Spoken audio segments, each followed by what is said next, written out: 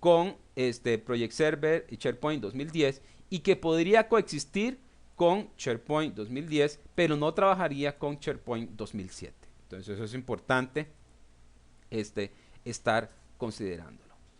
Ahora que estamos hablando de instalaciones y migraciones, es siempre importante tener un ambiente para poder probar. Entonces, desde el punto de vista de Microsoft, nos brinda dos opciones para poder estar haciendo pruebas de Project Server 2010. La primera opción es el link que les mostramos aquí al inicio. Este es el primer link que les mostramos. Este link lo que les va a permitir es poder descargar una instalación de Project Server completa hacia su máquina y van a tener todo un ambiente de SharePoint, un ambiente de Project Server 2010 preconfigurado y ustedes van a poder empezar a utilizarlo inmediatamente. Si ustedes no desean hacer esa instalación, pero siempre quieren empezar a utilizar Project Server para diferentes pruebas, pueden utilizar la opción de Hosted Environment, donde lo que hace Microsoft es que les da acceso a una máquina virtual que ejecuta dentro de Hyper-V y que tiene ya todo el software instalado. En este momento les voy a compartir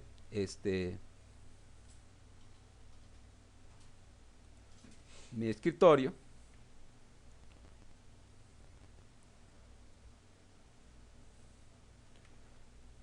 Para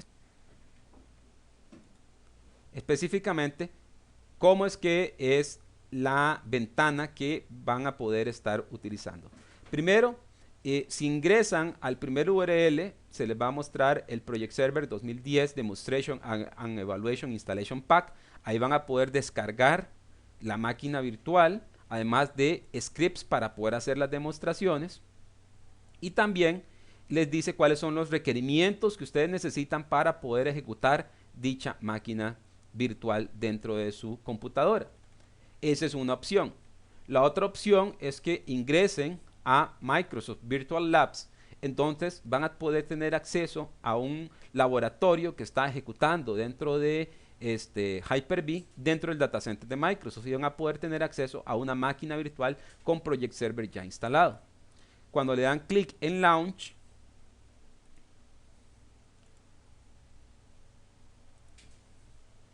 lo que se les va a mostrar es una consola. Aquí les estoy mostrando la consola. Dentro de esta consola van a poder tener acceso a todo lo que sería una instalación de Project Server. Vean que aquí dice Microsoft Virtual Labs Hyper-V Edition. Nos da la opción de poder conectarnos a la computadora y además instrucciones de cómo utilizar esta instancia.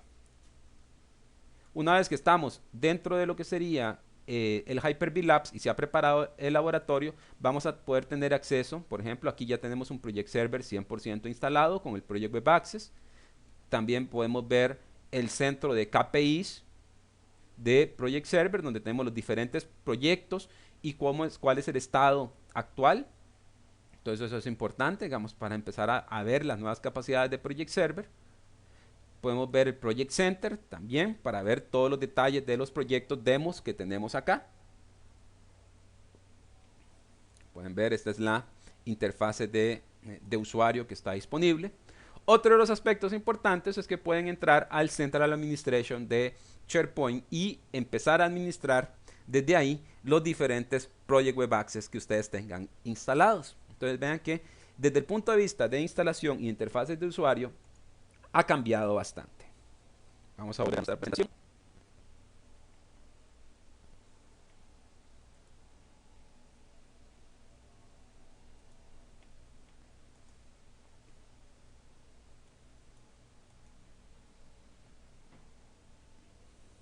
Entonces, ustedes tienen diferentes opciones para poder empezar a utilizar Project Server. Existen más recursos, también aquí les dejamos los enlaces para que puedan bajarlos y que tengan todo el acceso a esos recursos. Otro de los aspectos importantes es de que existe una serie de guías para hacer el dimensionamiento, tal y como les dije anteriormente.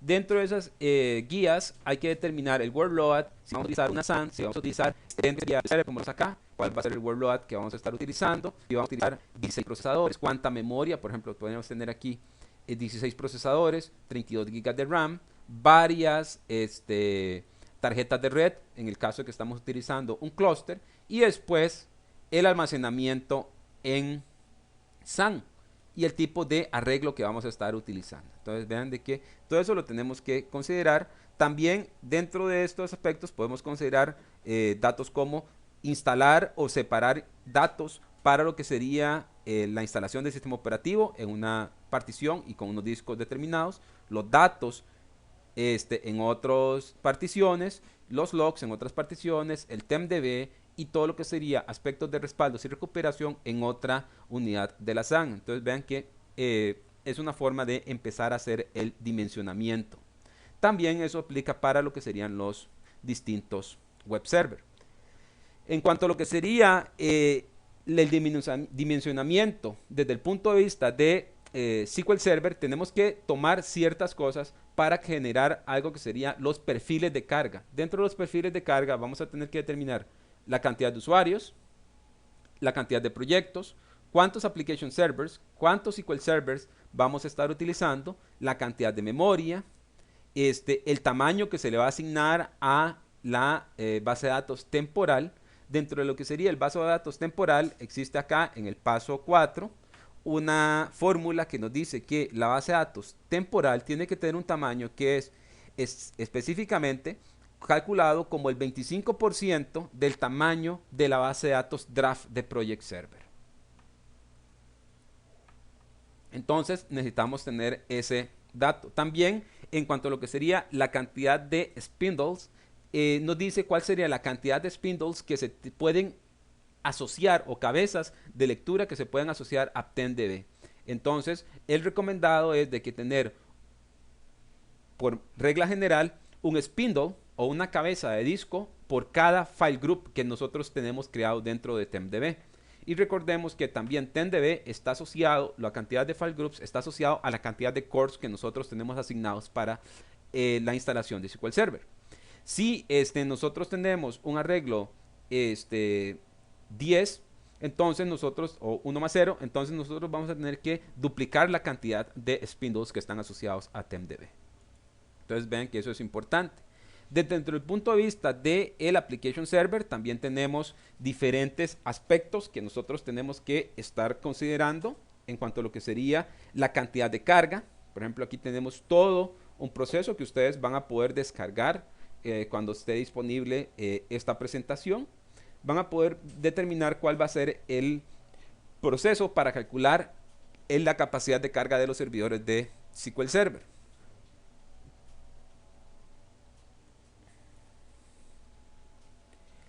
También en cuanto a lo que sería el web server, tenemos una serie de recomendaciones donde decimos que si nosotros tenemos de 1 a 1000 usuarios, necesitamos 2 CPUs, hasta 5000 usuarios, 4 CPU y 15000 usuarios, 8 CPUs.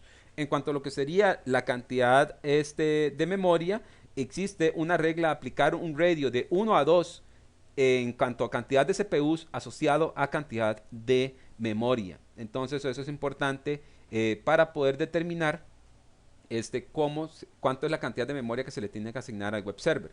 Hay unos artículos muy importantes que también les asociamos acá para poder determinar, por ejemplo, si nosotros vamos a ejecutar esta instalación dentro de Hyper-V, cuáles van a ser las mejores prácticas para poder hacer ese tipo de instalación.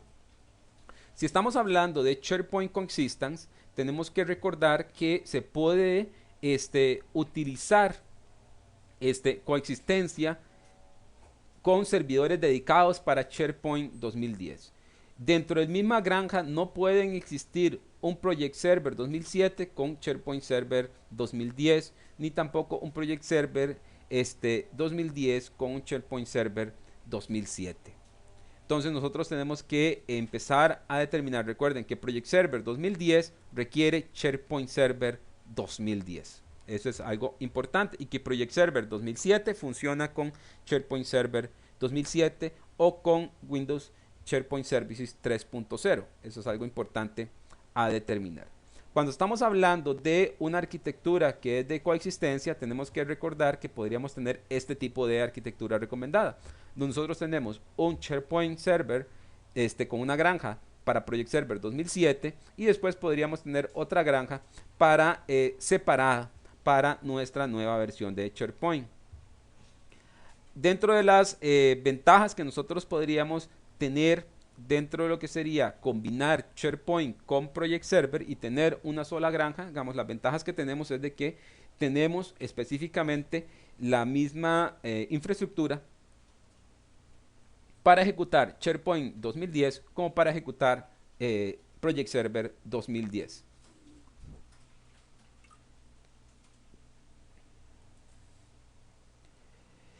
Cuando estamos haciendo una instalación en un single farm, tenemos que considerar algunos aspectos como lo que sería licenciamiento.